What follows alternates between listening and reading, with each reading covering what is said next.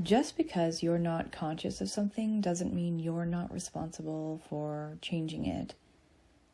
What do I mean by something?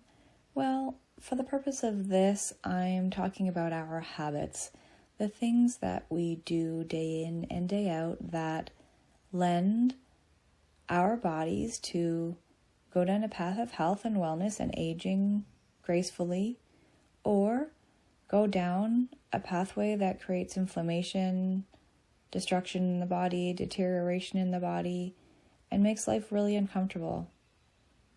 I'm talking about those things. What do I mean by unconscious? Well, most likely those things that you're doing or not doing to take care of yourself or not take care of yourself are being driven by unconscious patterns that have been habituated over time.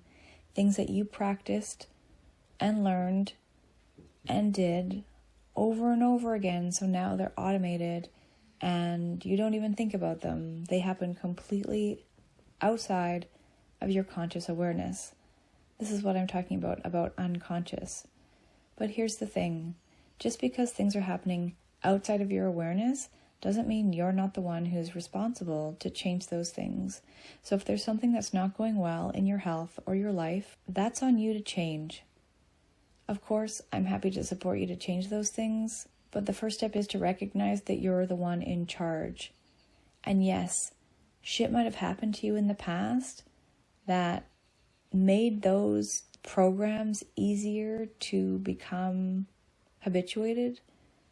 And life might be really stressful right now, and so it's more convenient to stay in what's comfortable. But I always ask myself this question: what's more convenient?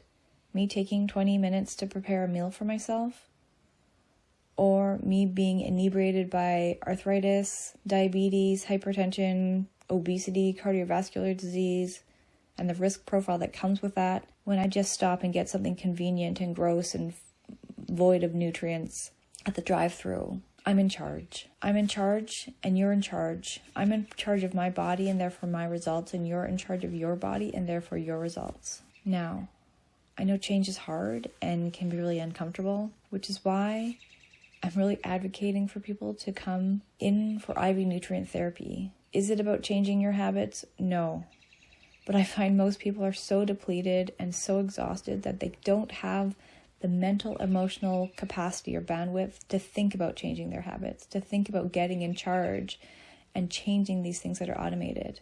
And nutrient IV therapy allows us a little bit more room inside, a little bit more energy space, a little bit more mental clarity, so those changes become a bit more accessible. And that's why I often suggest doing that first, getting your tanks filled up, getting fueled up. It's going to be way easier to drive your car with gasoline in the engine.